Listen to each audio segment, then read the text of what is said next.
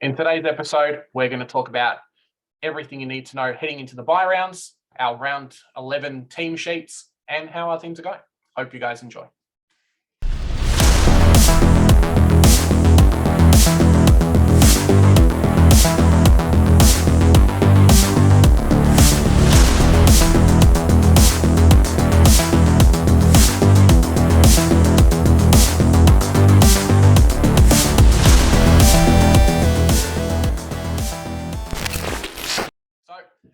Welcome everybody.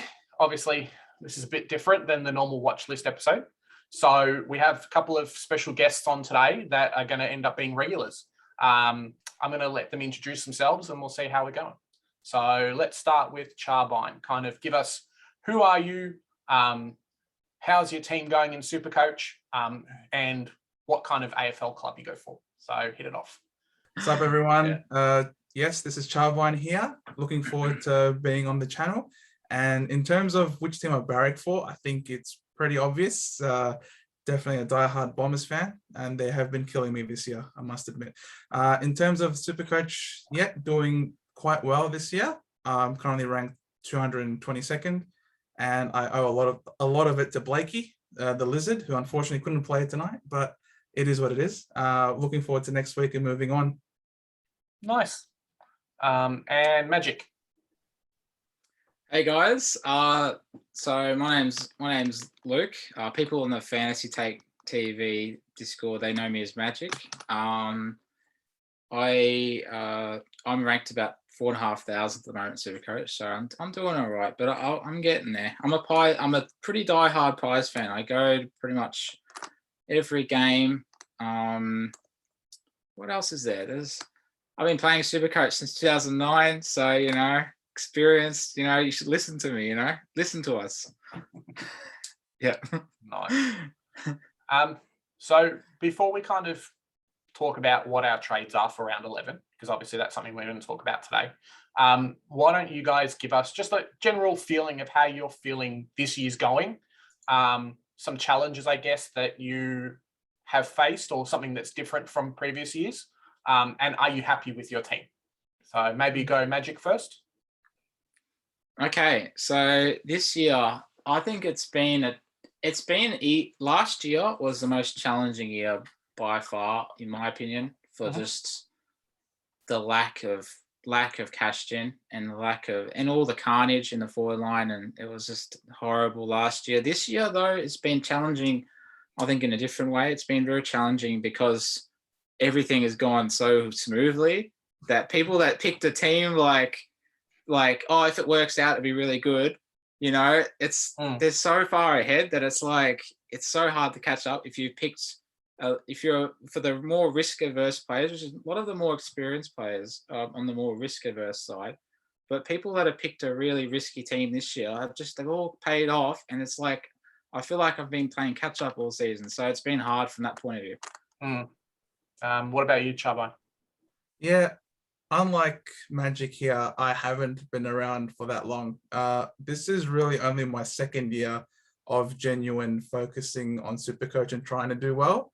So it's a bit surprising for me to be ranked so highly at this point in the season, given that people who have been in the game for a lot longer than I have are not at this point. Obviously, I understand that you can end the year in a flourish, if you get the right picks that might not be performing now, but come later in the year, it can all just come together really nicely for them.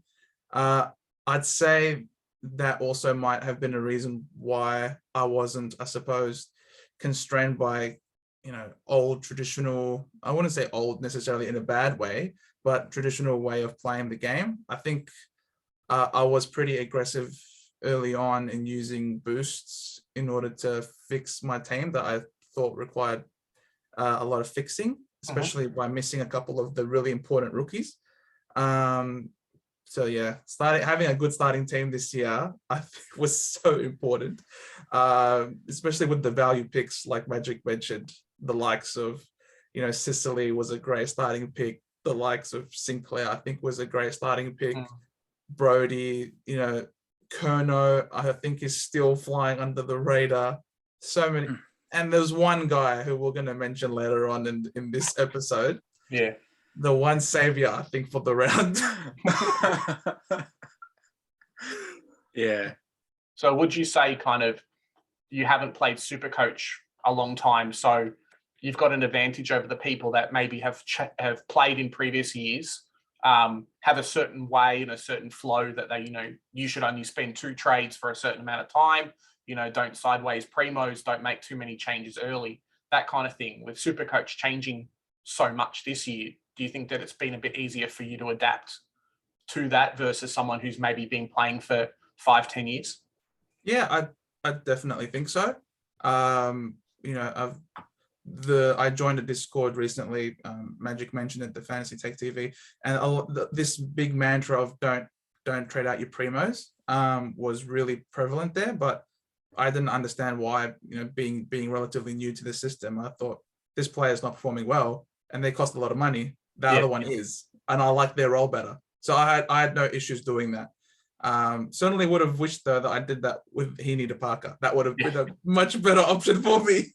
I ended up becoming too conservative later in the year. Crazy enough as it is. Bad influence. Yeah, perhaps. Easy. So I guess we're heading into round 12 next week, but we're just going to talk a little bit about the DPP changes now. So obviously round 6, end of round 5 heading into round 6, we saw a couple of players get DPP changes, your Parkers, that kind of thing. Let's kind of go over the next round of those players. So I know there's a few really important forwards or mids that will become forward, and maybe a couple in the defense. Does anyone have the percentages and what players they might be? Yeah, so I've got the stats here. They're sort of grouped in terms of likelihood, and some really likely compared to others being not quite as likely. Yep. Among the likely players to get dual position player status, DPP, are the likes of Marcus Bontempelli and Bailey Smith. These two are the 2 prominent Bulldogs midfielders who have been spending a lot more time forward this year due to a lot of injuries out there in the Bulldogs this year. So they had to fill some holes there with these star midfielders. And I don't think many of us would have expected this to happen, but it really seems almost certain at this point that both Bontempelli and Bailey Smith will get forward status this round coming up, because they've got a 61-39 split, both of them, which basically means, and as long as you're over 35% time in that role, then you get the dual position status for that. So they almost are guaranteed at this point. They'd have to spend, I think, 98% midfield in order to miss out on forward status, which is very, very, very difficult. So yeah, you can almost lock these guys in for forward status. I think Tim Mitchell as well has said that with players being out this week as well, that it doesn't count as them actually being out. So, it's not like, they've missed out on whatever else. It works for them this week. So their DPP and their percentages carry over for round 12, which is really nice. So those 2 are kind of the big 2, I guess. Is there anyone else that's in that list that's interesting? There are a couple of rookies. Yep. Yeah, so there's like Robbie McComb, also a Bulldog. He's currently a midfield rookie. He will be eligible for forward status because he's spending 55% of the time in the forward line. So that's obviously more than 35. So he'll get forward status there. And there's also one that I'm not sure how many people jumped on to, Ben Hobbs, the Essendon rookie. He's spending 70% of time in the forward line. So he'll also be getting forward status. It's really mainly forward status that is the big mover, I suppose, in regards to the DPPs. One interesting, I guess, defensive move there's Mark Blixarves. Okay. He could actually, I think he's locked in for defensive ruck status after this change. So that's an interesting one, defensive ruck. Yeah. I guess you have to be able to pick him, right? Like your defense is kind of set with different premiums is not really number one option, No. that kind of thing. Yeah. But it will be I'm interesting. imagining- Defensive ruck. It also works with Akue, that That's 102k true. Carlton rookie, who's That's also very defensive ruck. Yeah. Oh, and you go Magic Door just for fun. Or that one, yeah. I'm imagining some insanely stacked team with that's able to loop Akue and what's his name from Geelong? Blitzov, sorry. Yeah. Loop them on the bench. I just think that would be crazy if you were in that position. Wow, good on you, man. That's yeah. Oh man, that'd be pretty fun. There's Darcy Cameron as well.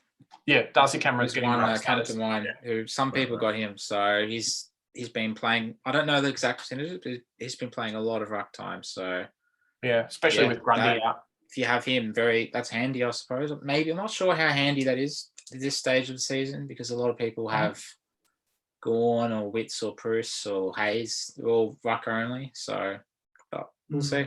And Yeah. Gorn is a bit of a long shot. Gorn's at 71-29% split in terms of forward ruck. So it's a bit of a long shot for him to get forward status. You never know. This week he might be camped forward a lot. Jackson might be handling a lot of ruck loads this week. You could never know what happens with Supercoach, honestly.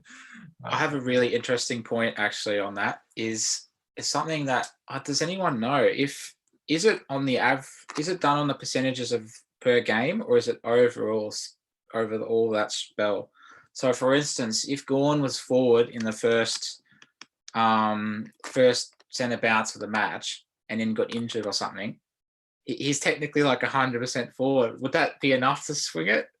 Because for that match, he's 100%. If he sat out the rest of the game. Yeah, Simon Goodwin going to screw us over and then give us Gorn DCP. Imagine he gets forward. Yeah. Wow.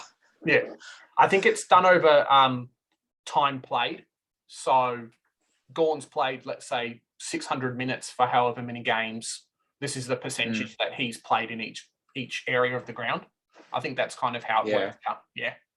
It's a minimum of 6 out of the 12 games as well. So a few players who, like rookies that get debuted now, I know Buku Kamas is one of them that people are saying, oh, he's going to get forward status. Well, he's not, because he's played 3 or 4 games and he doesn't meet the threshold at the moment. McComb's made it just in time. McComb's been very good, By exactly one game, game, he's got it by, he's going to get the forward status. So yeah, works out quite nice. I think Hobbs as well. He's 1 or 2 games, right? He's only played 5 or 6. He started the same week as McComb, didn't he? Or around? I think so. Around that time. Maybe Roses. He's played 6. Hobbs has played 6.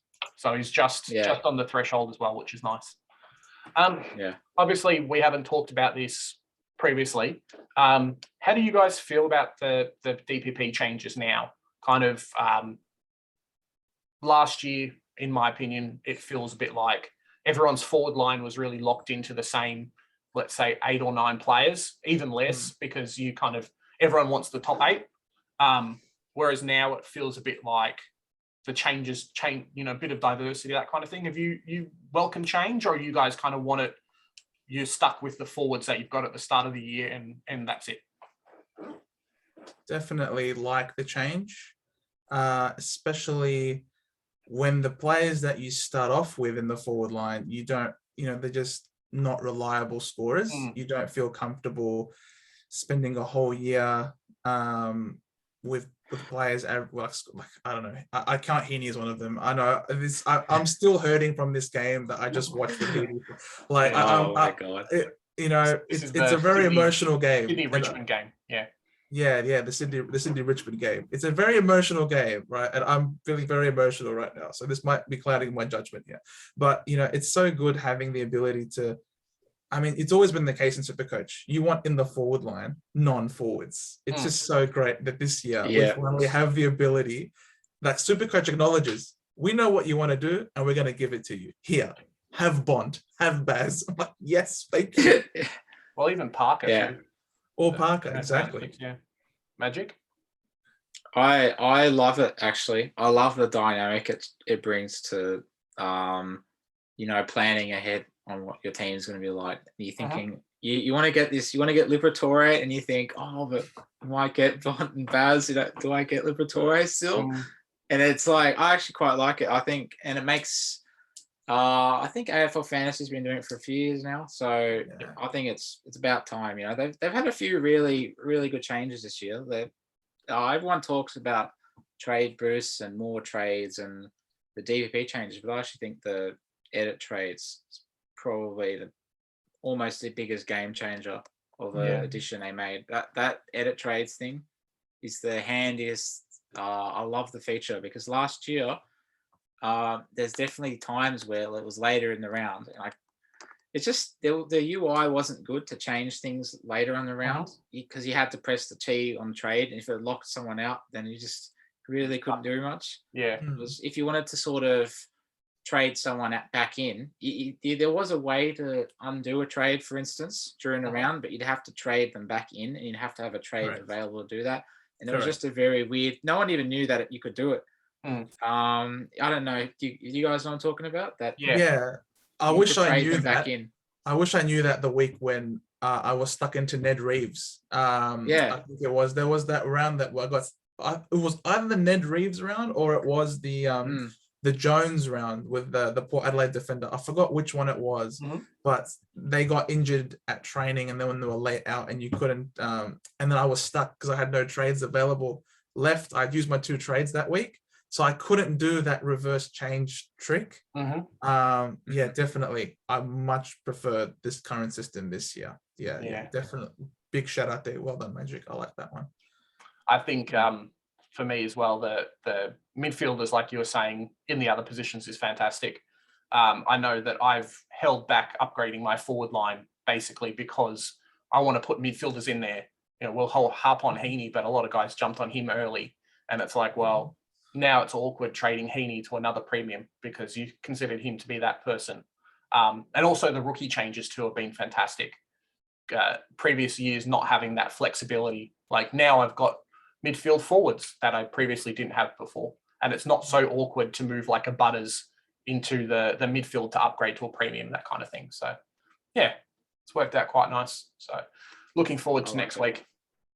Oh yeah, absolutely. Especially when you had people like from last week are thinking, trying to forecast, trying to make their calculations. Oh, will Baz get enough, midfield to forward time? Will he get, like, people, it opened up the door for a bunch of risks and gambles for people to take. Obviously now he will be out this week with flu, which with illness, which is unfortunate that he's out this week for them. Not so much for us who didn't go that way. That's true. Yeah, but it was definitely interesting seeing people try and weigh up whether or not the risk was worth the reward. I know it's mean to say, but I wish he was like 34.5% forward time, and he needed like one extra game to just get over the line, and then he's out. And be like, nah, have Baz in the midfield. I got someone else. That's okay. Oh, all those people who traded him in last week absolutely mudded then. Amazing. Well, I mean, they're fielding an extra rookie this week anyway, so then what they thought was going to happen. Yeah, I had to this week as well. Poor Lizard. Yeah. Well, that was a super late out, so lucky you're actually watching the game. Otherwise, you could have been stuck. Yeah, that would have been bad. I was scrambling for a second there, but thanks, boys. Yeah. Teamwork makes the dream work. When it's the first game of the round where it's laid out, it's always a lot more manageable. When it's like then it's the last game of the round. Last year there was Callum Mills was out. I think Toby Green as well, though. But a few people, I had Callum Mills, and it was like it was the last game of the round, and he was a late out with COVID, something to do with COVID, or he was a contact or something like that. And the carnage from that was so bad. That's that sort of situation. The edit trades being around, rectifying that, is a godsend, because that cost me. I remember that cost me. I just had to field a flat 0 because it was the last game of the round. So that sort of situation is really, it's pretty bad when you have a laid out for the last game of the round anyway. Just the way it works, everything's locked out. So yeah, that's the worst. Oh my god. But thank you, champion data, Herald Sun, whoever does it. Thank you for doing the coding, the hard work, and updating Supercoach. I still have feedback. There's still other things I can think of that would be really good that you could slight things you could do to improve it. But good job. They got a lot done. They got a lot done last year. Yeah, Really happy with the changes. I mean, I got saved last week or the week before with Jack Steele being injured on the Saturday, and then me having to do some trades because I knew the following week I had to sideways a premium. So having the undo worked out really well. Jumping on a better rookie than the one I had brought in, thinking that, hey, I could actually do that. So it worked out quite nice. So we're going to go over the teams a bit later on in the episode. So the teams and everything for this week. Let's just talk a little bit about the bye rounds first. So obviously the bye rounds are over 3 weeks, and in Supercoach normally it would be your best 22 on field, where this week is actually your best 18. How do you guys kind of feel about the bye rounds? Magic? It just gives me the biggest headache ever, to be honest, buys, because it's like if there was no buys, it'd be so much less stuff to think about. This primo I really like. They're never going to be this cheap again. I'm getting them in, but it's like the buy round is like, oh, but I shouldn't get him because it's not the Jedi way. I can't get him in. I already have too many players from that buy. It's like but so it's definitely changed. The buys is definitely a big factor, but you have to be careful not to go too crazy about trying to plan it too perfectly. Because sometimes you just miss out on a really good pick, and it doesn't end up being worth it. Not getting them because they're going to have a bad buy. So yeah, I don't know. The buy, I should be okay this year. I should be okay. Round 13, is anyone fielding more than 15 in round 13? Not me, So this is not the buy you're looking for. No. I don't want that round 13 buy. Oh boy, that's the killer one. I picked up on it quite early on, and a lot of people were just like, you'll be able to trade out of the buy, no worries. And I'm just looking and I'm just like, geez, a lot of those important players are in that buy, especially in the forward line. Oh my God, that is that buy, if you're able to field somehow 18 people in that round 13 buy, wow, you're going to go up the ranks, that's for sure. That round will make or break a lot of teams this year. That's sort of the excitement. There's also a bit of nerves because I'm one of those teams that could well and truly be broken. I've got a lot of players in that buy, and hoping that rookies surface and play during that buy. Really hoping they do show up so that I can downgrade and field 18. If not, then hopefully the 16 or 17 I field will be able to carry me through that one. And I guess, like you're saying, Magic as well, like buy trade strategy is a really big thing.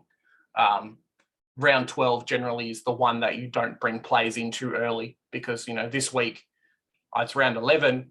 I don't want to bring in a player that next week's having a week off. So you generally wait till round 13, 14 to bring those players in. Let's kind of just go through the 3 weeks, and we're going to have 2 categories. So players that you want to look to trade out, and then players you want to bring in from that week. So first week, we've got round 12, Carlton, Essendon, GWS, Port, Richmond, and St Kilda play.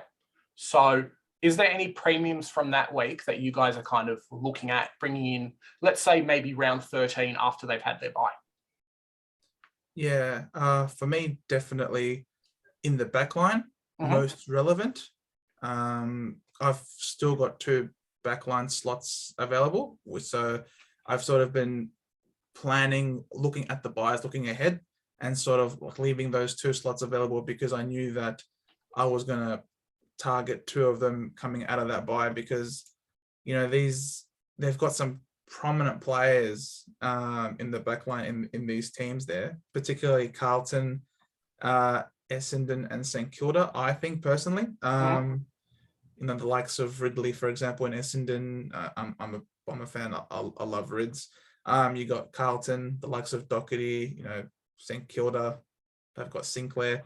So I'm looking at two of those three. I'm leaning towards Sinclair and Doherty. I think they've got consistency, and they've been showing that they've got good floors and great ceilings. That's what I'm looking at that week. In terms of trading out, I'm not really planning on trading anybody out at this point from that buy. I'm just looking to sit tight at this point, conserve some trades, and hope that those players who come out of that buy are able to play in the next one, because that's where I'm lacking in that middle buy. So I'm hoping that players who are coming out of that round 12 can play in round 13. So basically just like go through round 12 as if you normally would, and then bring in some guys from round 12 in round 13 and 14. Correct. Yeah. How about you, Magic?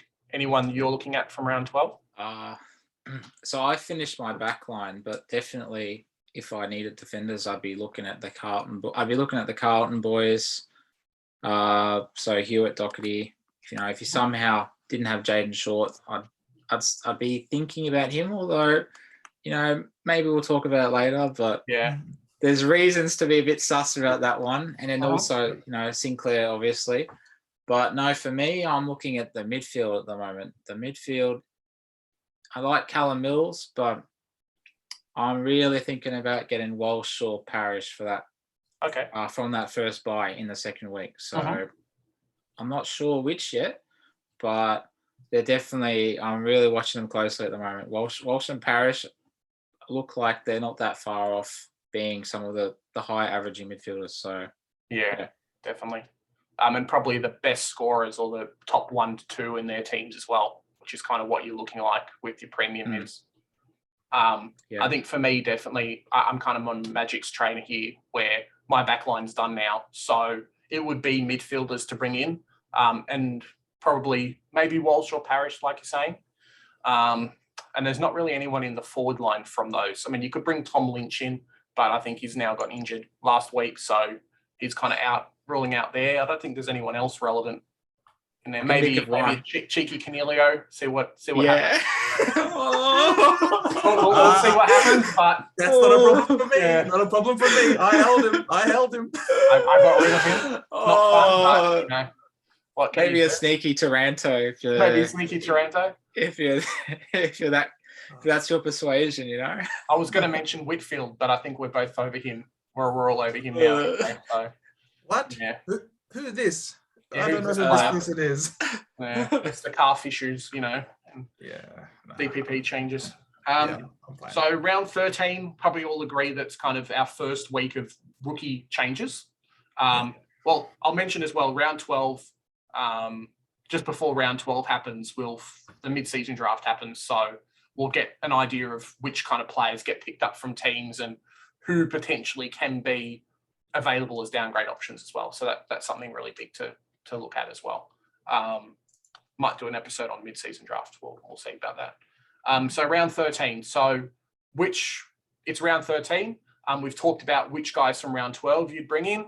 Obviously, no one from round 13 because, they're not playing. Which kind of rookies are you guys looking to get rid of in round 13 from your teams? Yeah, hopefully the likes of McComb. Hopefully he would have made enough cash. There are a lot of good rookies in that buy who you could hold on to for the rest of the year. In terms of coverage, they are good enough to hold. Really, they are. But if you want to be able to field enough players, they might have to give way in terms of downgrading or upgrading. So I'm talking about like the SDKs, the Sam DeConnings and the McCardens of the world. Yeah. Yep. And just give you some extra cash too, right?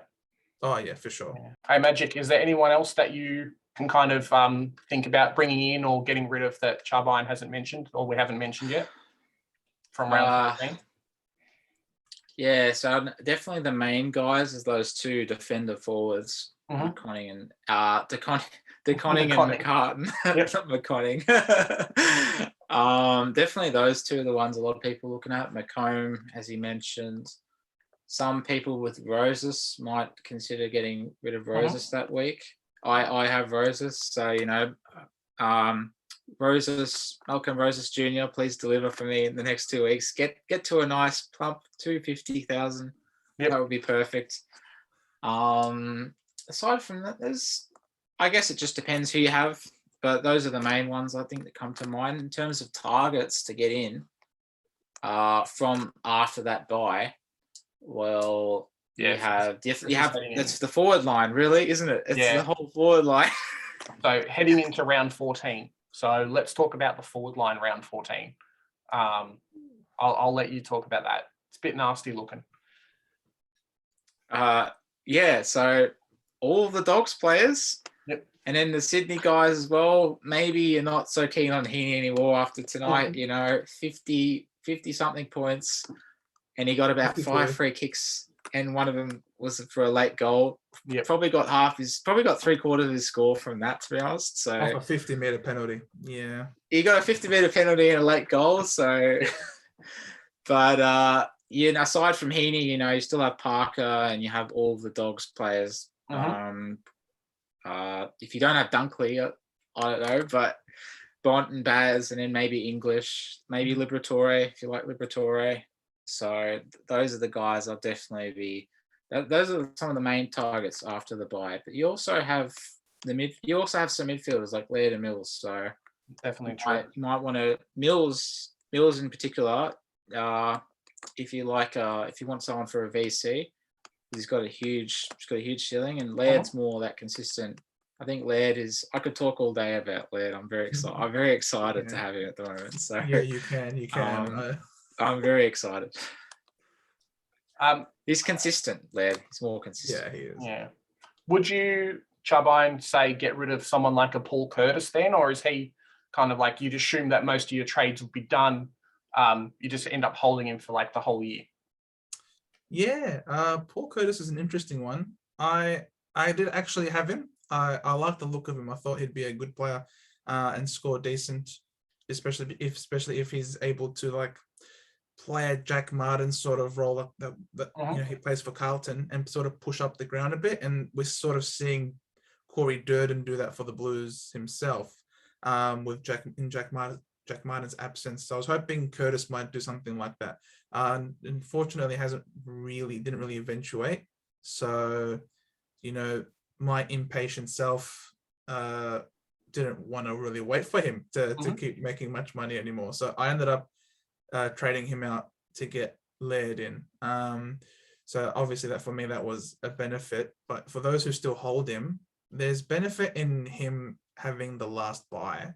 So he's someone that you can still hold on to and field in hope that he comes good. Then if North Melbourne play the same way they played last week against they weren't Melbourne last week, they were rebranded as Nam. So if North can bring that intensity that they showed in the first half more regularly moving forward, then Curtis might have some more opportunities to kick goals, to be involved in some scoring chains. So I certainly think that he might be worth holding on to, especially early now when he hasn't really made enough cash to trade him out. I recommend holding if you can, personally. Okay. Yeah, definitely. I mean, as a Roos supporter, I think he stays in the team if he's fit. We're desperate for him's kind of electric small forward type. But if he's 200-ish K and a mid-season rookie's come in and looks really good and is like he's a must-have, scoring 100 every week, maybe someone like a Florenica from West Coast, the one that came in as a top-up player, it's a cheeky 100K that could be the difference between you having Butters on field and someone like Bont, if the kind of the things match up there. So just something to think about, really. Yeah. Cool. So we've spoken about the buy rounds now. Let's kind of backtrack a little bit and talk about what did we do with our teams this week. So maybe I'll start first and then you guys can jump in after. So this week for me, originally I wanted to get rid of Nick Martin and Rao. Round 10, I got rid of Cogs, silly, but that's just what happened. and kept Martin and kept Rowley. Yeah, it's really annoying when he scores 140 and the guy that you kept on field scores like a 49. And I still went up the ranks, which was fantastic, but it really hurts. So looking to kind of, as I've always said, get rid of the rookies on field, keep the premiums, and just slowly upgrade that way. This week was a little bit different because Bruce was out and Hayes was looking really sketch. And Witts is someone that I've really wanted to get in for a while. So I bit the bullet, going to grab Witts at 600-ish K. I traded, who did I trade? I traded Bruce, moved SDK to the forward line, and then changed Martin over to Weir in the back line. So hopefully you can kind of work out what that is. As we've seen from today's Sydney game, Paddy McCartan scored 78 or something. So that's a half decent score for me. And he's probably going to score more than what Nick Martin does this week anyway. So freed up some cash, grabbed another premium. And Bruce was always a little bit sketch in when you finish your team, you want to have the ruck number 1 and number 2 if you can. And Bruce's job security injury worries a little bit now with the new coaching coming in is a bit sketch. So get off him while you can. Witts has obviously nobody. He's playing guys this week who are something like 13 centimeters lower than him, or shorter than him. So it's going to be that little kid trying to grab the ball from the basketball player, holding it over his head. That's going to be Witts this week. So yeah. What did you do this week, Magic? At the start of the week, I was going to bring in one of the Dogs boys and just say, who cares about the buys, buys, schmize. But because I found it hard to justify Witts over Bruce. But since I found out Bruce is out, even knowing that Hayes is still playing, I can't put myself through it. I can't put myself through Saturday not having Witts. It's especially because I personally see him as the best captain option this weekend. Okay. I've decided to bring in Witts, although I've managed to actually keep Bruce on the bench and get rid of Hayes, even though Hayes is probably going to make a little bit more money. So I've traded Hayes to Witts, and I've traded Martin to Weir. So because Cleary's out, I've gone early on Weir. So yeah, same as me. I fielded McCartan today, and I think that went okay. Could have been better. I'm disappointed. A little bit less than I hoped in the end. I was hoping for more closer to a 90 than a 70, but I can't complain. I can't complain too much. Some people got a 50 from a primo, so yeah. What was the reasoning there with getting rid of Hayes instead of Bruce? What was kind of your thoughts behind that? So my thoughts behind that is that I think Bruce has got. I think if you look at the Supercoach data or Supercoach Gold, Supercoach Plus, the projections, it has Hayes making Bruce. It has Bruce making about 34K, 35K next game he plays. Whereas Hayes, if he keeps scoring like how he's been scoring, he'll make about 10K each week. But Bruce could still make another 50, 60K over 2 weeks. So that's part of it. But the main part is just I think his scoring will be better, and I'm happy to hold him. And since I can afford to do it, only getting rid of Hayes, I want to try and see if I can hold Bruce through the buys, because I think he'll be really good cover. And I think if you can have either Gawn or Darcy, and then Witts and then Bruce, you got one ruckman from each buy, and it could work really well going through the buys with the ruck. So yeah. I guess you'll be able to sideways him to a premium, basically, midfielder or forward as well, right? 500K, throw in like a 102K rookie as a downgrade, and then premium after the buys. Yeah, I think he has more cash to make, and I think his scoring could be worth holding him as well through the buys. So that's why I've decided to hold him. But I'm kind of almost relieved he's out this week, because I needed that excuse to get Witts in, because oh my goodness, the stars have aligned for Witts this week. Every week, I said last week, or about a week and a half ago, I said I'm so concerned about Max Lynch, because Witts is just like it's like a weird voodoo. It's like he's going around a fire casting spells or something, because every opposition which plays seems to lose their first choice ruckman. And this week is like they've already lost their first choice ruckman.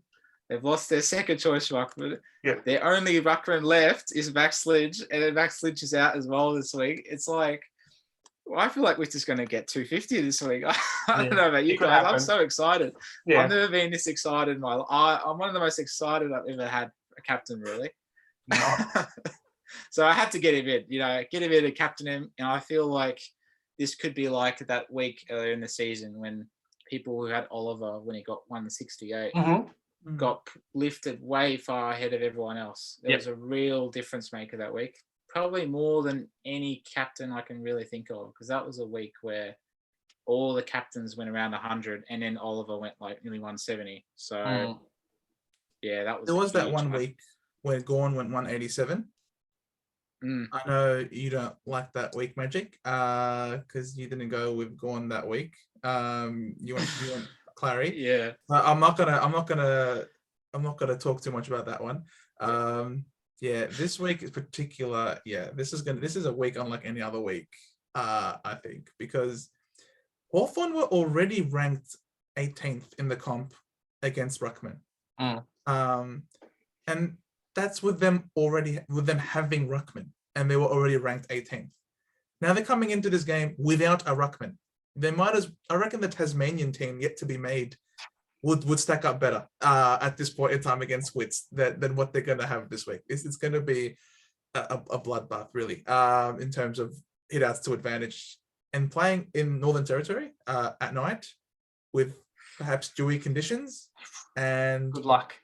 Yeah, and Gold Coast, they just love having repeat stoppages again and again because they know they've got the tools to win contested ball and clearances. It essentially is if the universe decided, you know what, we've already done enough Mickey Mouse matchups for Wits. Let's just go all the way and lift it to the nth degree, and we'll set this up absolutely perfectly for this man. I was always going to bring Wits in this week. I spoke with you, Big J, early in the week, probably Monday night, and I thought, nah, this guy has been killing me all year. As a Gorn owner, it is so annoying seeing a guy at half the price be R1 at the start of the year. So it was, it's infuriating. And I thought that was going to be a left field pod move. But now with Bruce's news, I feel kind of cheated now of this epic move, and now a lot of people are doing that Bruce to Wits trade. I think it's such an obvious move to make. Magic, it's great that you're able to hold on to Bruce because, like you say, there's a lot of money left still in him.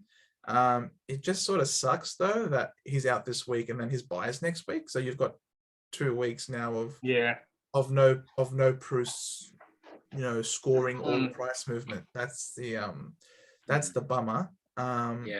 Whereas Hayes, I'm pretty sure Hayes will play this week. Is named on the interchange against Essendon, and it will be a wet game. And with wet games, you tend to have more stoppages. So I think it could be a good game for Hayes against Draper this week. Yeah. Actually, just add one thing.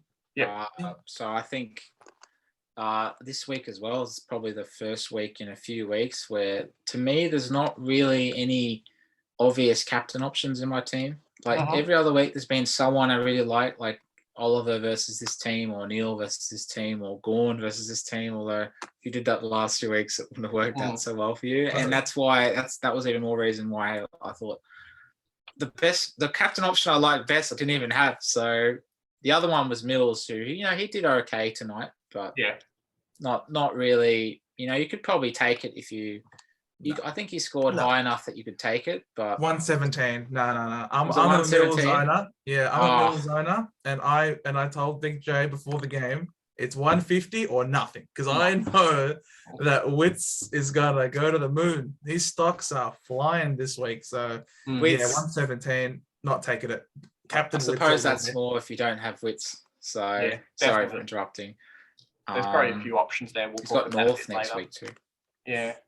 What did you do, Charbine? So you're saying you brought in Wits. What kind of guys did you trade out? Yeah, got rid of Bruce. And then Nick Martin had to go this week. He's got a high break even of 116. Yeah. It sucked that he fell off a cliff out of nowhere, unfortunately, with his scoring. He's best 22 at Essendon, no doubt, but he's just not a contested ball player. He very much is on the outside and requires a lot of possessions and high disposal efficiency. Neither of which I think he's going to get at Adelaide Oval in torrential rain, unfortunately. Definitely. So, yeah, 116 break even is really high, and I don't think he'll score above 70 this week, unfortunately. So, yeah, he was a must out. To who was the question? I have Blakey in the team, and I didn't feel so. I knew he wasn't going to play. My plan originally was to swing De Koning forward and then bring in like Cleary, but then Cleary wasn't named, so I decided I was going to go early on Weir, but then I didn't feel comfortable having him on field with Blakey being out, so I decided to just downgrade Martin to Butler from the Hawks. Okay. His scoring isn't going to be high. I know it's not going to be high. But my concern with him was his job security with McDonald being out of the team. But they're both named together in this team this week. So I just need him to play through the buys, really. I just need him for these 3 games coming. Obviously, his name this week. I just need 2 more weeks out of him. He's on the bubble. Where is someone I can get on the bubble? And he's not playing next week anyway. So I'm in no real rush necessarily to get Weir this week. So I went with Butler. Okay, that's cool. Something a bit different. I know myself and Magic, I think we jumped on Weir early, so hopefully that works out well for us. I know people jumped on Cleary last week, and that's bit them in the butt. So see what happens. So we're just going to go through kind of the week 11 games. Unfortunately, this game where this recording's happening on the Friday, so the Sydney Richmond game's already just happened. But we're going to go through kind of the games this week. Who do we think maybe is a tough matchup? And then after that, we'll give our VC and captain options. So how does that sound? Great. Good? Cool. All right. Kick us off, Magic. Okay, I'll kick you guys off. So who's going to win Sydney Richmond? Who's going to win Sydney Richmond? Sydney Richmond. I tipped the Swans by 13, so I was 7 off the mark. Yeah, I take that. Did you think Richmond was going to win Magic, or did you think Sydney was going to win? It was looking like they were going to win Richmond, but then when Sydney started to come back, I thought, you know what, Sydney are going to get this, and I guess this time I was right, but that's not always right. Sometimes Richmond looked dangerous right till the end, so. Definitely true. It was like Callum Mills behind the ball. Last minute or so. Yeah. Goalkeeper Callum Mills. That scares me a little bit. It's going to be hard for him to get 200 as a goalkeeper. Mm-hmm. Yeah, it's true. So how about you start us off with Brisbane GWS? Brisbane GWS. Yep. So they're playing at the Gabba. Mm-hmm. I'll be very interested to see the player I'm really interested to see in this game, and it's more out of a fear thing, is Coniglio. So Taranto out for another week. And he went 140 last week. He's playing more midfield time. And if you actually dig into his history, it's previous years, so maybe I don't know how important that is, but historically, Coniglio's last 2 games against Brisbane, both around 150, I think 140 something, and I think mid 140s and one's mid 150s. So that's like everything about that scares me a lot. So that will hurt a lot if he goes 140 again. That is not what you want to do when you trade a player out. No. Did you trade him, or you have him? Do you still have him? I traded Coniglio. Okay. I traded Coniglio. Yep. So I was thinking right to the deadline last week, or maybe I should get Martin. Maybe, he's a rookie, Coniglio. Maybe he can get back to it. Maybe I should trade Martin instead. But Martin's just scoring 90 every week, I'll keep Martin. And then Martin it was half time and he was on about 10 or 14 or something like that. And I was thinking, oh God. And then it was you bring up PTSD really. I can't really, that game last week was very hard it was very, very difficult getting through that GWS game and having just traded Whitfield out. So yeah, but that's the one I'll be watching that game. Right. Obviously Lachie Neale. Most people have Lachie Neale. Yep. GWS have a history of tagging, so maybe not the right week to VC him or see him if you don't have a loop. But it's a new coach, so who knows? Maybe he'll go off the chain. Maybe they won't tag. Maybe they don't like tagging. It's not very effective tagging, so you'd assume that the coach probably wouldn't be used to doing that, right? GWS best taggers don't tag anyone, win the game. So yeah, see what happens there. See, hated Leon's gone. The hated Leon is gone. Yeah. And so a lot of people were happy. Yes, Cogs back in the middle. Me included, super happy. Cogs back in the middle. But then they drop Hamilton. So it's a mixed bag so far with McVeigh right now. I don't know how to feel about it, but if Cogs is named as a follower this round, if he plays there, I'm starting to like this guy. Ex Essendon player. I like him. I like McVeigh. So let's give who's our bets to win this game. So maybe I'll start off. I reckon Brisbane, 15 points. Charbine? Yeah, Brisbane by 28 points. Yeah. Magic?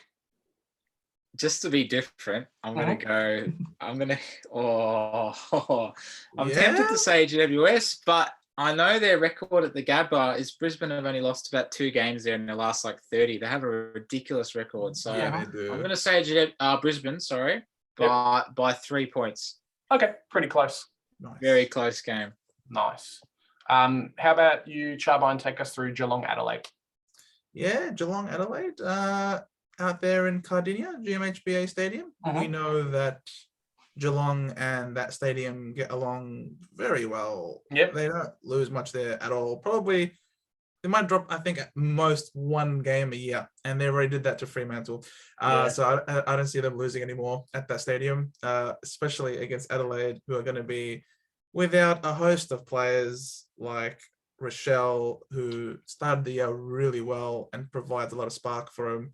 And no Tex Walker. Now, he is a massive out. This guy, he copped a lot of media attention, rightfully so. But in terms of playing ability, the guy, he's a gun. So yeah, him out definitely will hurt them. So I definitely have Geelong as my tip for this one.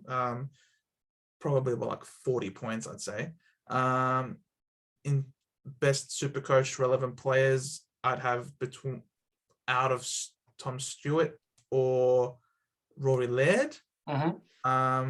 I would have said Dawson, but Dawson had a burst eardrum. So I don't know how he's going to play off the back of that. So yeah, I'd say I wouldn't be surprised if a VC on Laird comes off good. Okay. Yeah. I think I definitely will pick Geelong. Maybe not by as much, let's say 30 points probably.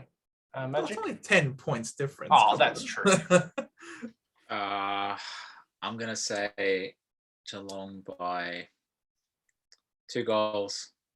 Yeah, Adelaide will somehow find this fighting spirit and they'll get it close. Rory Laird is no Dangerfield.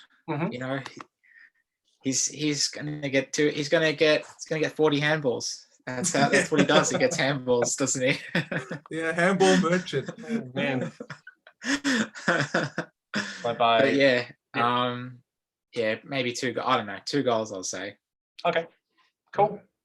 Well, I'm up next. So it is Melbourne and Freo. So yeah, it's an interesting game. No Tom McDonald for Melbourne, which I'm not sure is such a big out. I think if maybe Ben Brown was out, it hurt them a little bit more, but they've got Weedman coming in, so he can facilitate that a little bit. Jack Viney's back to help boost the midfield. And then Ed Langdon's out from that massive tag haul from Taron Thomas last week. Luke Dunstan and then Tom McDonald, obviously. Freo has Brandon Walker and Darcy Tucker to come in. So what's that? A midfielder and a forward, which will help them a little bit. And then Banfield out, Erasmus, who was the medical sub, and then Swipskowski. Hopefully I got that name right. He got suspended. I think he did a chicken wing on someone last week. So yeah. I'm not sure about the weather, but Melbourne at home this year is pretty tough to beat. So I think they're my pick for this week. Captain, vice captain options. Bruce got smashed by Wits last week, so I'm not sure if he's really going to take that line down. I think he's probably going to try and give it to Gawn as best he can. Darcy, you mean, yeah? Darcy. Yep. So Darcy against Gawn. I probably won't pick Gawn as a vice captain or a captain. But then you've got your usual Petrarca and Oliver. So out of the two, probably Oliver out of those two. So my pick, I guess you could go Brayshaw as well, but last few weeks, especially with Brayshaw, it seems like he doesn't cope with the attention. I don't know if he's just slowly gassing out or something's happened, but he's copying a lot of attention and he's popping up sub 100 scores. So sucks for those guys that really brought him in early because, scoring 110 a few weeks ago and now scoring 90s, which isn't great. So definitely won't be picking him. You could be weird and go Will Brodie, but that's probably not the best pick considering who else is available. Love that guy. Love that man. Yeah, I love myself fantastic. Will Brodie. He's been fantastic. So my pick is probably Melbourne to win by, I think they're going to dominate. I think North showed them up a little bit. They obviously won by about 40 points, but that was really close in the fourth quarter, end of the third, fourth. So I think they're going to come out guns blazing. Melbourne by 30, 35 probably for me. How about you guys? I think probably Melbourne by about 5 goals. Mm-hmm. I just think, the Holy Trinity is pretty hard to stop at the moment. Yeah. By the Holy Trinity, I mean Gawn, Oliver and Petrarca. It's great owning all three of them, actually. It makes watching Melbourne kind of fun. Yeah. They're pretty fun to watch anyway, but when you own the Holy Trinity, as long as Gawn isn't dropping an absolute stinker like he's been doing lately, it feels so good. It feels so good it's just relaxing. It's like, it's peaceful watching because, that's what I think. That's why I think they'll win. Uh-huh. And I just think Freo have not looked as good the last few weeks. They've maybe lost a bit of steam lately. What do you guys think? Yeah, I agree with that.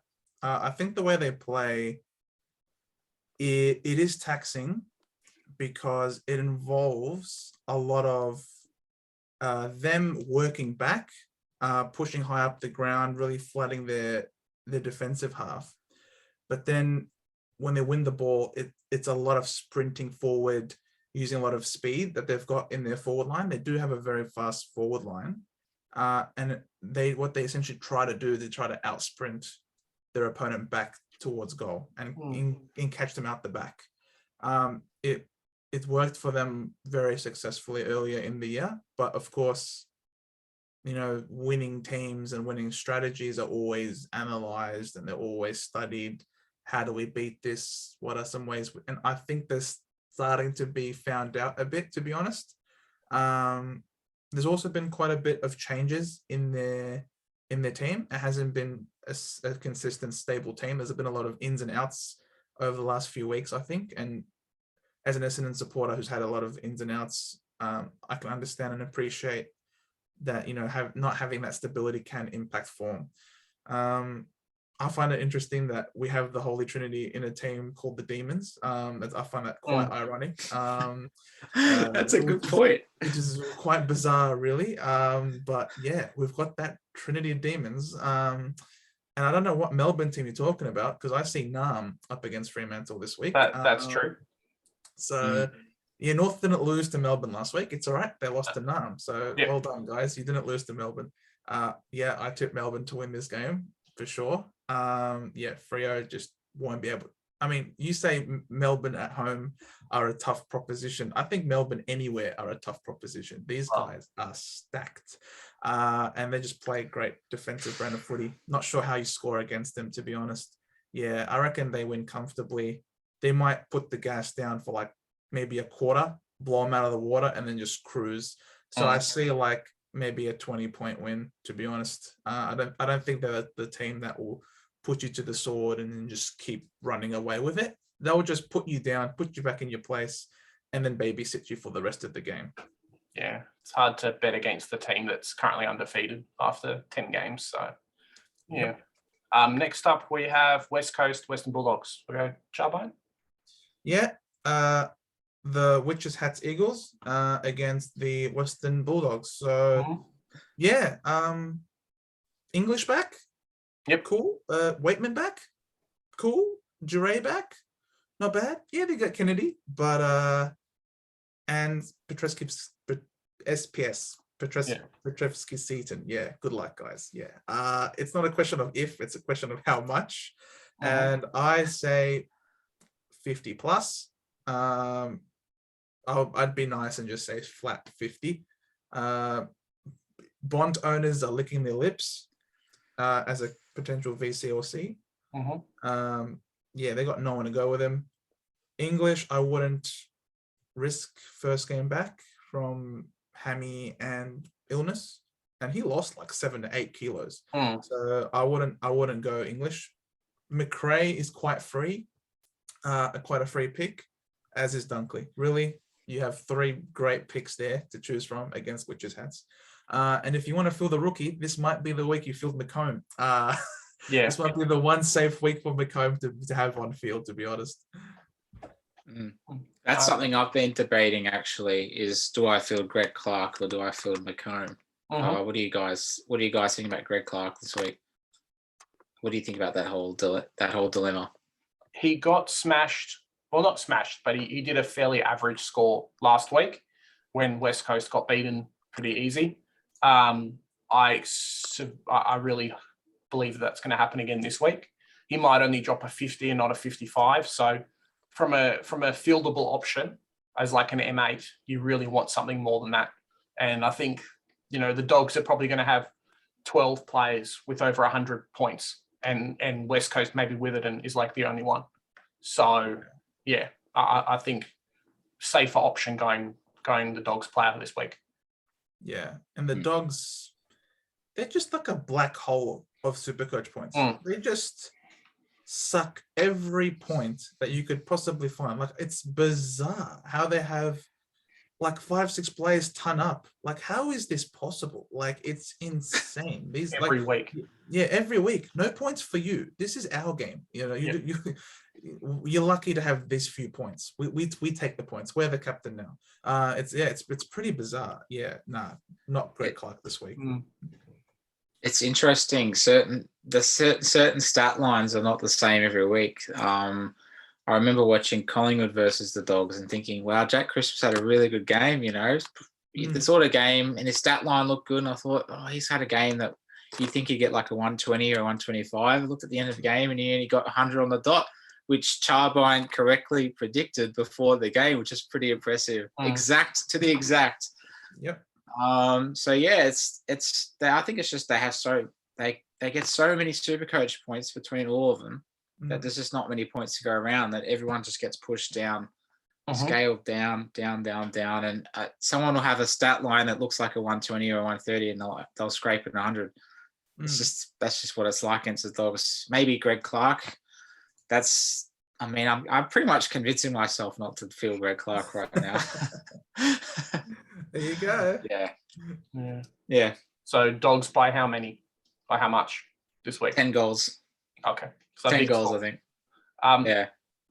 For me, I think Dogs are definitely going to win. The only thing I hope is that the likes of Bont doesn't go humongous. Like, if he pops out at 200, he's going to be really expensive for me to get in round 13, 14 when I want to bring him in a couple of weeks. So I hope he scores like 100-ish and does well and the points get shared around a lot more. But him scoring a couple of massive massive goals, massive scores is really going to hurt. So Dogs definitely winning, probably by about the same, 10, 11 goals. But Bont scoring average, and then the likes of Dunkley, McRae going up. I'm not sure how Bailey Smith being out is going to hurt. Maybe McComb gets that wing time that Bailey Smith's been doing. So he does, scores 100, which would be fantastic for us because we're looking to offload him in a couple of weeks. So, yeah. But no Baz could be a lot more points. Definitely. Yeah. I hope not. Next up, we have Magic with the best game ever this week. Gold Coast Hawthorn. I've never been so excited for such a dead game on paper otherwise. Like, Gold Coast Hawthorn is not the most exciting fixture to me, not currently. No. But just one great man, Jared Witts. I'm getting in finally this week. People were laughing at me in preseason when I said, he could be a good pick. I didn't have the guts to pick him in the end, but I was one of the few people saying in preseason he could be a good pick, but he's gone far. He's gone well past what I could have expected from him. And now, oh man, I just wish I could watch it. I wish I could watch this game. I'll be working while that game is on. This is Jared Witt's watch this game for me. There's Took as well. Hopefully Took can bounce back from last week, which was just, what was pretty that? Average, yeah. Matt Rowell as well. What was that? I still got him. So hopefully they can all bounce back. But for me, this is the Jared Witts game. Yeah, that's what I'm looking forward to. I think Gold Coast will win. And I think they'll win by about 4 goals. Okay. I think they've been playing all right lately. They've been looking pretty competitive. So yeah. I think for me, coming into this game, obviously Witts, I put him as captain. Had a Sydney player, Parker, as vice captain and Witts captain. We spoke about that before. I just need Rowell not to shit the bed like he did last week, because I've still got him and hoping to offload him like round 13, 14, depending on what happens. So just don't, score another 30 and tank your cash gen basically back to what it was at the start of the season. So that's really going to hurt if that happens. I'm going to be a bit different. I reckon Hawks are going to win. So I think Hawks midfield might carry them through a little bit. Their forward line as well. Their back line's pretty good with Sicily there. If they're just going to lose every contest. So similar, we spoke off camera about it, but how teams used to tackle Nick Nat, basically say we're going to lose the hit out, but we'll smother the contests. I think that's going to happen this week. And Sam Mitchell's pretty clued on with how to do that. So yeah, Hawks maybe by 12 points for me. Charbine? Yeah, I thought I was going to be the Lone Ranger going with the Hawks, but turns out not. Big J switched on.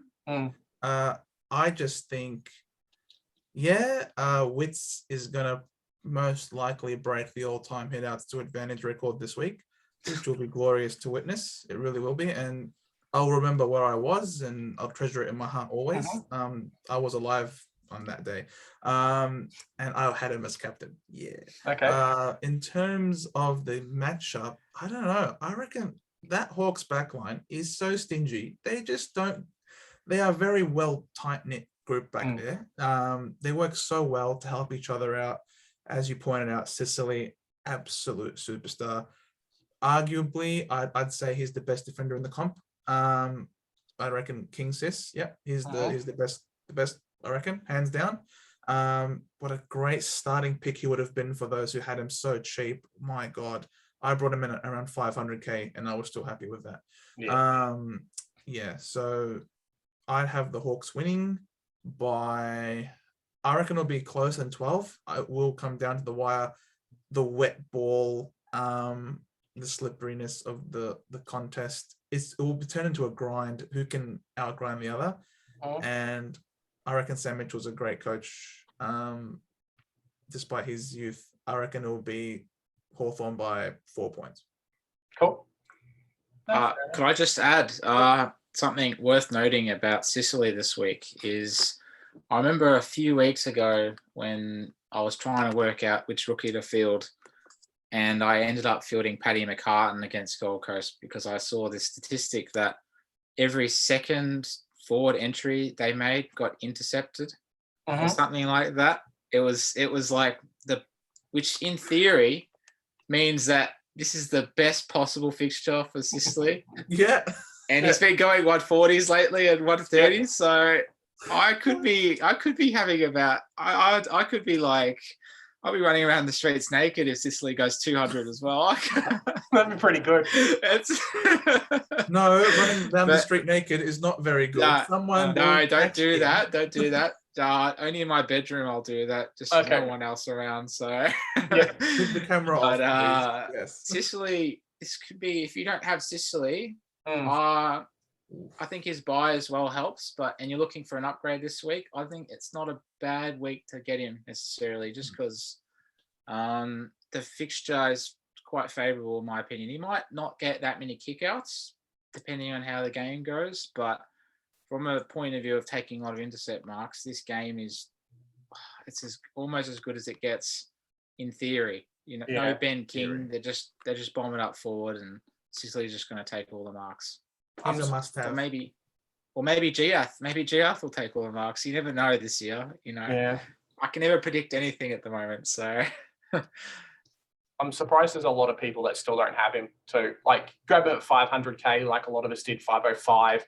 Fantastic, but there's still people looking to bring him in now, and I'm like, what have you guys been doing? It must really stink not having that 100+ score every week going into your scoring. It's like, oh man, missing out on players is rough. It's so calm. You being like hardcore, watching every game, look at the scores at every break. It's easier to freak out a bit at breaks and go, oh, he's only on 8 points a quarter time, and freak out. But Sicily is that player that I tell people. I remember one of the weeks recently, he was on about 8 at quarter time, and Big J was freaking out, going, oh no, he's going to drop his first bad score and he's going to get cheap for everyone else to get him in. And then I was like, relax. He's a sort of player that just has a 50-point quarter and then ends up still getting a 120, even if he had like an 8-point first quarter. And that's why it's so good to have Sicily, because he can be on 8 points at quarter time and you're like, oh, he's having a stinker this week. And then at halftime he's 60 and the highest scoring Hawthorn player. And it's just, that's what it's like. How does it feel to own Sicily? I sleep very well. Owning Sicily. So, and everyone should be sleeping well. He's on 8 points a quarter time because he was negative early in the first quarter, having given away a couple of free kicks or a 50-meter penalty. He's like on -6 and he ends up with the game on 122. Like, come on, man. Like, this guy, he's the best. Ridiculous. He's fantastic, but I think it's probably the power of intercept defenders as well, because if they get that mark, it's something like +8 to the scoring. So it's huge. +8 plus you do a kick afterwards. And if it's an effective kick, 10 or so points, it's really good. Oh, it depends if it's contested or not, I guess, the intercept. But also, that's why Tom Stewart is also so good, because they actually have good kicks as well. Sicily and Stewart, they use the ball really well.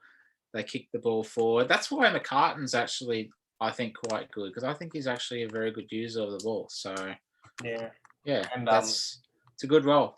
Sam Mitchell's not going to do a Clarko and put him up forward, so that helps too, right? That does help.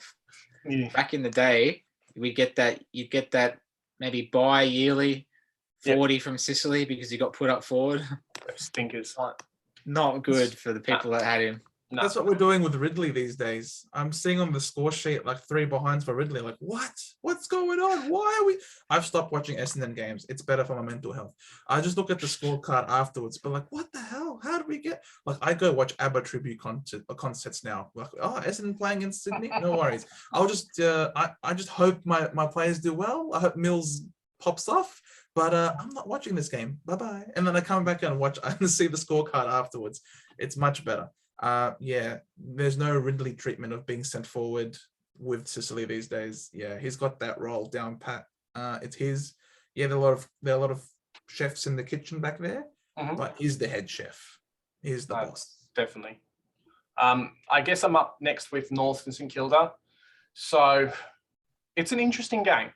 I think St Kilda's pretty close to being in the top 8 or are in it, but 7, 8, 9 range.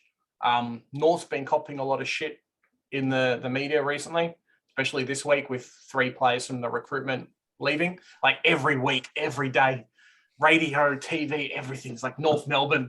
We're in the hole, send them to Tasmania or whatever. It's been interesting to listen to. It's not going to happen, by the way. But yeah, I think they actually bounced back quite a lot this week. Is there really any noticeable ins and outs from each club? Probably not. Well, there is. The champion, who I'll just talk about. But from North's standpoint, not really. It's the captain's 250th game. And now he's playing up forward, which is fantastic. So last time he did that, he kicked 5 goals and was a really damaging opponent against as well, because he's not a great defender, but the attributes of him being really strong, being really hard to outmark in a contest work quite nicely in the forward line. And that's kind of where he played before he went back. So I'm expecting a decent game from Zeeble. On the St Kilda side, obviously Jack Steele's out. Sinclair's taking a lot of kick-ins, a lot of congestion, a lot of transition ball up and down the ground. And the GOAT, Mitchie Owens, is back. So the guy that I've held since round 1, been racking up 25-ish possessions plus every week in the VFL, is now back in the team. So I'm very happy about that. I hope he can keep his spot through the buys, because having someone who's playing round 12 is going to save me through round 13 and 14. Like it's going to be fantastic. Yeah. Any captains? So Sinclair, I'm banking probably going to score a 120 plus, but with Wits, if you don't have him, 120 is okay. Maybe captain him if you're really struggling. North side, probably not really anyone. Goldstein's doing okay, but now he's sharing the ruck again with Cherry, so he's not solo or basically solo with Coleman Jones anymore. I'm going to jump the fence and be a bit different. I reckon North's going to win by 15. That's my pick. And they're at $8.50 right now. So put a cheeky $10, you might win some money. How about you guys? Yeah, Mitchie Owens, man. You've been praying to whoever it is that every week. Every week for your boy Owens to finally come back. Yep. And he's finally coming through, man, at a great point in time. The thing is, he's also coming through for a lot of us. He's only played 1 game. Yep. This week will be his 2nd game, and then he's got the bye. Yep. Perfect target to downgrade to yep. In round 13. I'll take it. On the bubble. It is chef's kiss, bellissimo, as the Italians might say. I'm not Italian. But yeah, looking forward to downgrading to Mitchie Owens if he can hold his spot. Yes, definitely excited for that. I'm with you on the North Melbourne optimism, especially if you're able to recreate some of that first half NAM game form. You looked really good. You took it up to them. Physical, good pressure. If you can apply that to St Kilda, would be great. We saw that they did not handle that heat very well at all against Melbourne when they played. Obviously, Melbourne are the premiers and the best team in it, but you apply enough heat to any team and you can cause cracks, especially to a St Kilda team without their best player in Jack Steele. And hope you boys rally behind Zeeble. I tip you guys to win by 21. Magic, are we crazy, or are you going to jump on the North bandwagon as well? I'm really tempted to tip North as they all bring it together for Jack Zeeble, but I'm actually going to tip heartbreak for Jack Zeeble. They're going to go down by. It'll be competitive, and it'll go to the wire. But I'm going to tip St Kilda by a goal. Max King just to. When he switches it on for a quarter, wow! I want him at Collingwood, but that's not going to happen. Yeah, it's going to be hard to get him. Yeah, pretty hard. Just a little bit. One thing I would say against St Kilda this week is their backline's really short, and they really, really struggle against tools. I think they don't have anyone 200 centimeters. That's why they kind of got demolished by Melbourne when they played. They don't have anyone 200 centimeters. I think Dougal Howard maybe is 195, around that kind of mark. So with Cherry, with Goldstein, potentially Zeeble down forward as well, the marks in the air probably going to rain on them and they might not be able to stop them. So could get Larky kicking like 5 or 6 pretty easily if he's out of position and they can't match him. So, yeah, it's something to look out for there. And Goldie. And Goldie as well. Goldie's great mark. Goldie certainly very good up there in the forward line. If he wasn't so good in the forward line, they wouldn't have had him there for so long and entrusted a lot of ruck contests to Cherry, who was definitely a great Supercoach pick for those of us who got him in earlier in the year. It's a shame that he had to get out there with injury, unfortunately. He certainly had a lot more cash left in him. And I also want to tip North because I feel very pleased that they are the ones in the media this week. My mob have been absolutely. I'm kind of sick and tired of hearing about Essendon on the media. Yeah, Essendon bashing, well and truly high season Essendon bashing this year. Yep. I don't know if I had $1 for every time I heard a negative thing about Essendon in the media, I probably wouldn't need to work anymore. So yeah, definitely glad someone else is copping it. And I hope it will be St Kilda next week when they lose to you guys. Oh, fair enough. How about we change it up a bit? So maybe we'll go Magic with Collingwood Carlton, and then Charbine can talk about his mob after. Yep. Okay. So Collingwood Carlton. Mm-hmm. Oh wow, this is big so exciting. This is the most excited I've been for a Collingwood Carlton game in a long time. Long time. First time they've been really up and about, actually, Carlton, for quite a while. So that's why. It's weird though, because I have a lot of Carlton players in my Supercoach team, but no, I'll never. If I've already wished Will on Jack Crisp every week, but this week I'll be willing him on more than ever. Collingwood Carlton. I mean, I think we're going to win, but I'll always say that. So it's difficult. It's difficult to, don't take too much into that. But definitely, it's a good fixture for the Carlton midfielders, I think. Just based off, we seem to let midfielders score. They seem to score okay against Collingwood. Like we don't have a midfield like the Bulldogs where we really restrict you, or we don't tag like GWS. So it's a good game to have Walsh. It's a good game to have Cripps. It's a good game to have Hewitt. What a pick Hewitt has been this year. I have Durden, and I'm fielding Durden this week. Okay. And it's kind of scary, but with Jack Martin out, I'm hoping he can do more of what he was doing last week. I was seeing him almost at halfback sometimes. He was pushing so far up the ground. I'm very conflicted. I only have Crisp in my team from Collingwood, and I have like 5 or 6. I have Carroll as well, who got dropped. I have like so many my 5th of my team is Carlton players: Carroll, Durden, Doherty, Hewitt, Cripps. But I'm very excited. From Supercoach point of view, I want the Carlton players to score right, but I want the Pies to win. Jamie Elliott to kick 5. Yeah. You at least beat them in the ruck contest, right? I mean, Darcy Cameron should beat TDK, and hopefully Cripps doesn't ruck. And Mason Cox is actually, despite getting injured last week, it turns out it wasn't too bad. It was bad enough for him to miss the game. Yeah, but he's back in this week. He's actually fine and he's trained this week and he's selected. So I liked what I saw last week in that first quarter against Freo of Cox and Cameron sort of splitting it. I felt like it worked better than just Cameron by himself. So it'll be interesting. Yeah, the ruck contest will be very interesting. But the midfield battle will be very difficult for Collingwood. So, yeah, wish us luck, Who goes on Charlie Curnow, do you reckon? You got anyone like key backs that can really try and stop him, or he's just going to run Brian? That's the Darcy Moore, yeah. Darcy Moore. And that's the biggest. That's the big issue for us. Is they have Mackay as. Oh no, Mackay's not playing. Just Curnow. Yeah. Oh, that's a lot better. I would have been really worried if they had Mackay as well, because we really don't have an answer for 2. We struggle with one genuinely really good key forward, let alone 2. So, like Max King earlier in the season or Tom Lynch. So, it'll be Darcy Moore, definitely.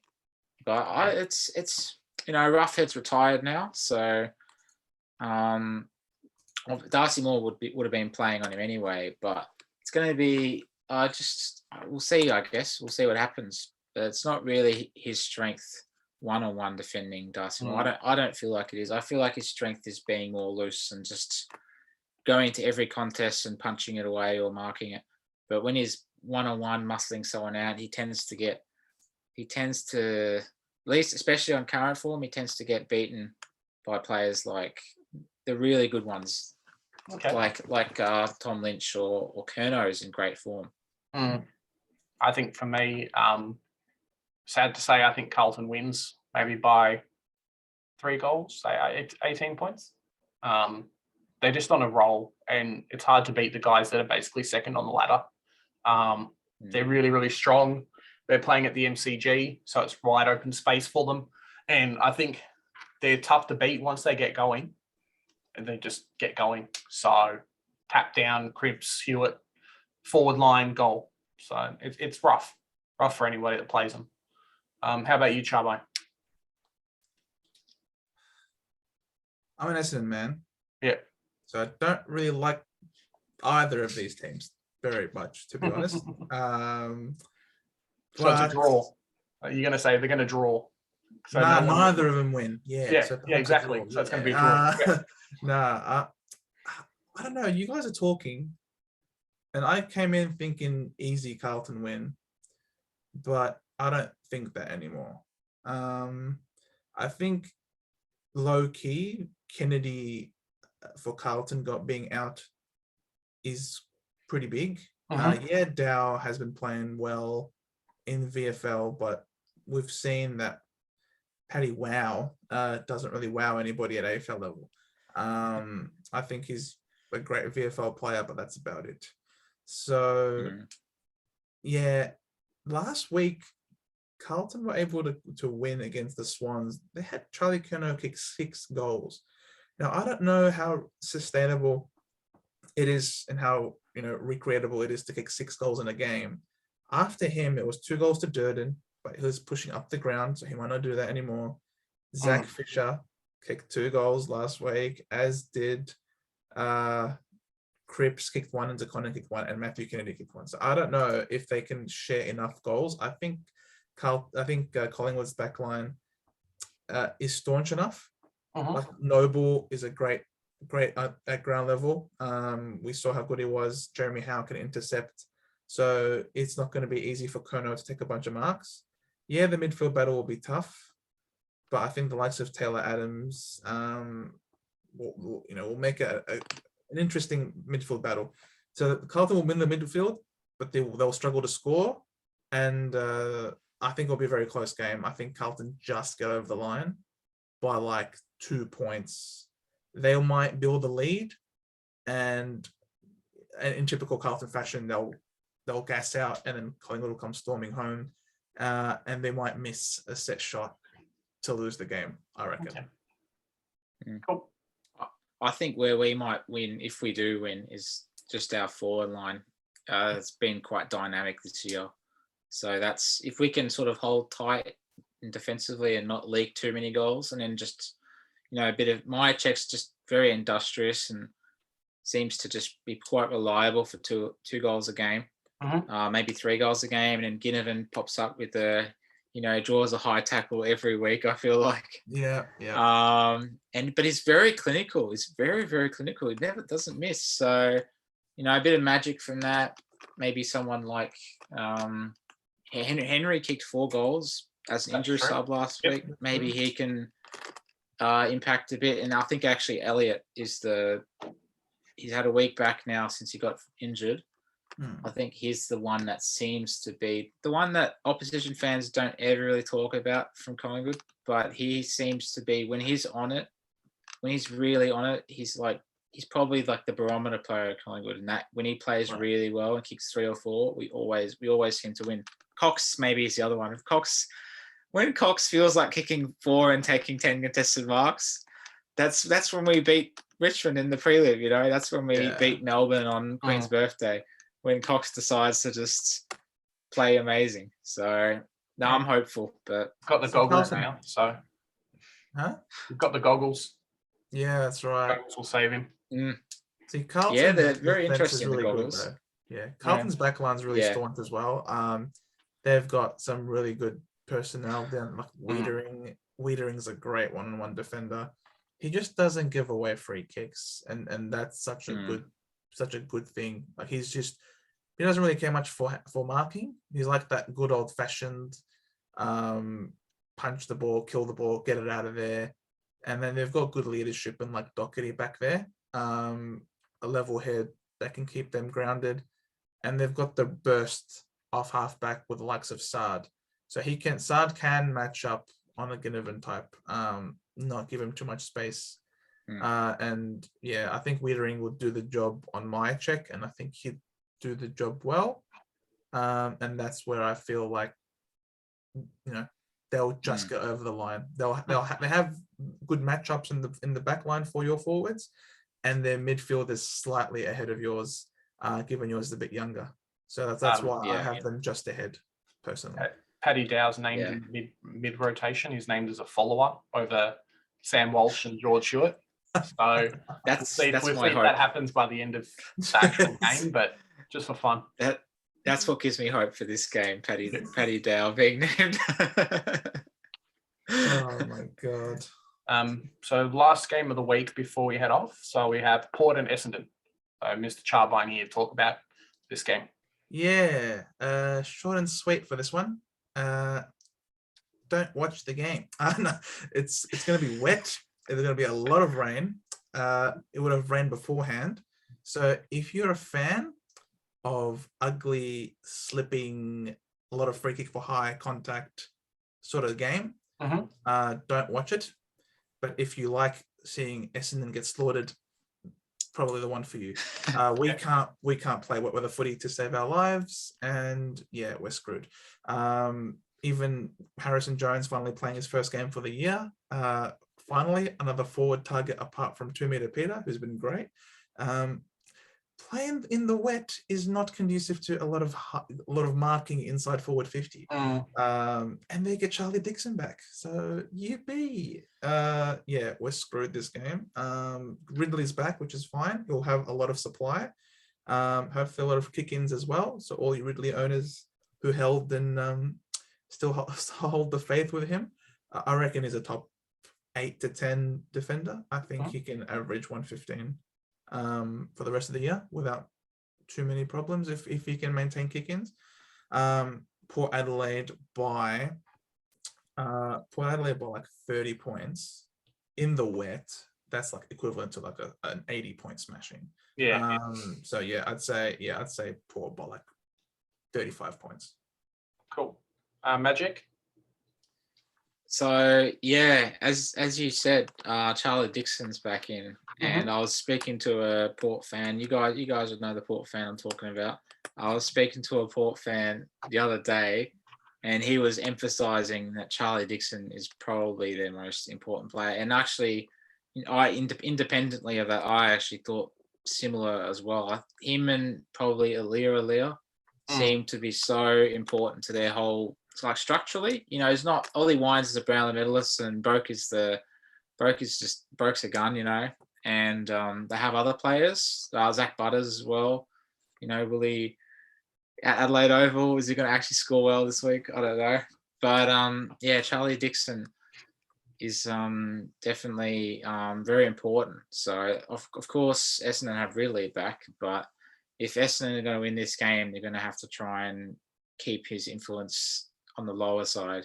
Yeah, definitely. He's the sort of player that even when he doesn't score goals, he takes so much attention from the opposition defence that all the other small forwards around him and everyone else around him gets freed up more. So I think that's why it's a structural thing, I would pick Port to win.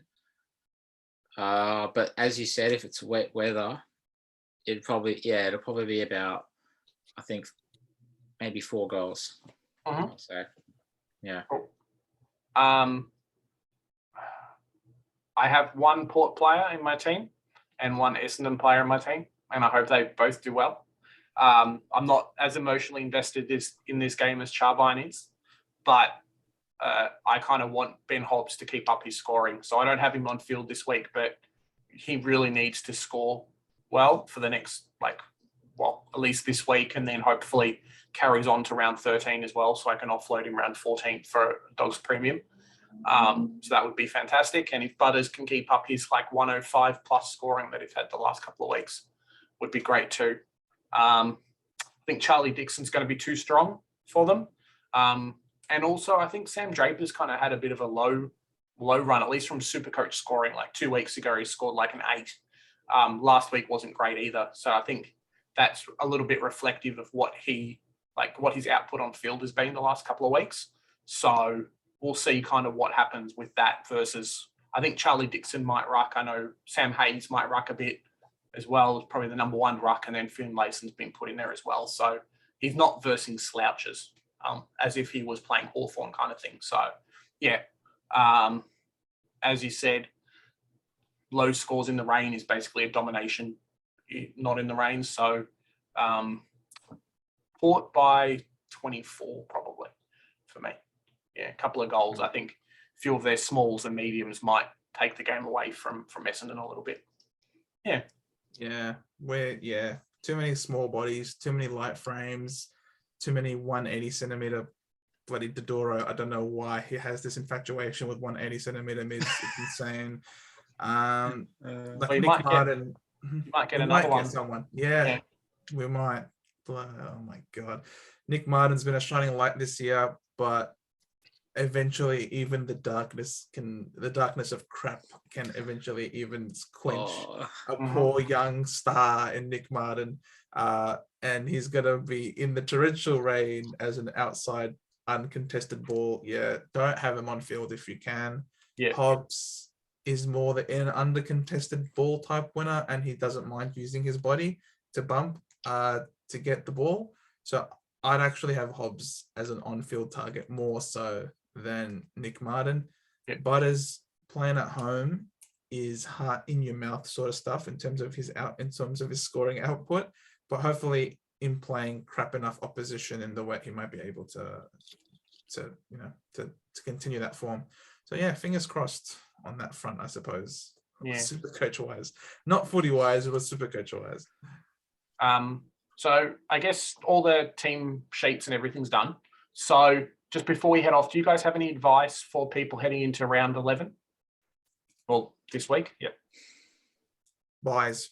Don't forget them. Yep. Don't trade. Look how many players you got in a certain buy. If you can field enough, good. But if you're already struggling, doubling down on it, I don't recommend, unless you're willing to just sacrifice that week. Yeah. And just aim to smash another week. That's entirely up to you. You are your own coach and you make your own decisions. But I don't think you should commit too much to a particular round. Magic? So I think if you're playing for the league, you probably don't need to worry too much about buys. Maybe you tank one a bit, but just focus on don't worry too much about buys. I think just focus on the end goal, But obviously a lot of us here will be focusing on rank. So as Charbine said, you can't at this stage. You really have to think about buys. You really have to try and start looking and going, I have this many players for this week. I have this many players for this week. My sort of vibe of the buys is you want to have, usually I'd say you want 19 for each week, not 18, because sometimes you have one player gets injured and drops a 7 or something, or one of your rookies that you had to field in that buy drops a 15 or something like that. And when you have 19, it can actually be a big difference. It can be like maybe your next worst rookie got a 60 or a 55, and it's a lot of points. But round 13 is so bad that I'll just say 18 is good for that week. But the other buys, I'd be trying to field 19, maybe 20, but that's maybe more for the last buy, 20, just because you can trade into it. But yeah, would be careful about trading in players. If it's a buy, that's bad for you. But at the same time, like last year, I fell into a trap of getting so scared about, I can't get someone from this buy, that I just left someone that I wanted to get in till after buys, and that actually doesn't always. If you really think they're gonna kill you that badly in the meantime, sometimes it's better just get them in and just cop it a little bit. Mm-hmm. Yeah. I guess you have to weigh up on the circumstances. Like for as we mentioned earlier, Wits, part of the reason I'm getting him, even though he has his buy in round 13, is also looked ahead past Hawthorn. I thought he's got North next week as well. So that's two really good games. North is not as good as Hawthorn because they have Goldstein, they have Jerry, but it's you have to really try and evaluate, is it worth, is it, because they might be 50k or 80k more as well if you wait till after the buy. So sometimes it's really something you have to think about, but you shouldn't get too afraid to bring someone in if they have a buy. If you really just, I want him in my team, but at the same time, you can't go too crazy and just go, I want this player, who cares about buys? And then you have about 13 players for one buy, and that can really set you back a lot if you only have 13 players. Although I do think it depends on how many primos you have. So some people, for instance, might only get 16 in round 13, but if a lot of those 16 are primos, I'd say that's actually not the end of the world. If it's just that they're missing out on the McDonald's and the Curtises. That's maybe 80 points for two players, 40 points each.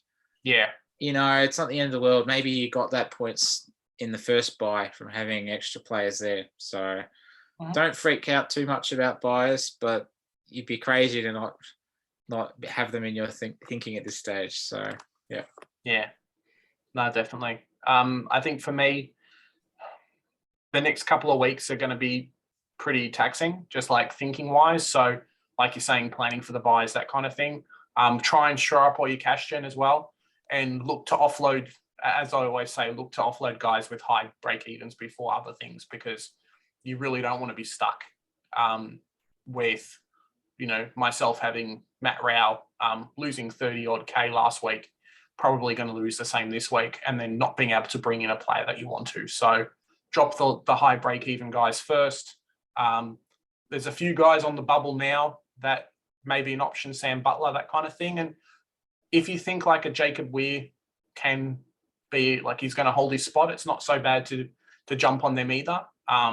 Rookie options at the moment are a bit scarce. So in saying that, the mid-season draft is next week, and then they should be able to be playable in round 13. So if you're tossing up between two and you're not so set on something, there will be mature age recruits at bottom basement prices available next week. So get those guys in. If you don't have to do the trade, you can hold off another week. So yeah. Thanks everyone for watching. It's been a long episode, but I hope you've really enjoyed it. And thanks Carbine and Magic for coming on. It's been a pleasure. We'll have you guys on next week. So keep this up if you guys love it. If you have any questions or any comments, chuck it down in the comment section below. We'll do some questions and answers next week. So throw them down in there if you want. If not, like, share, and subscribe, and we'll see you guys next time. Bye. See you guys. See ya.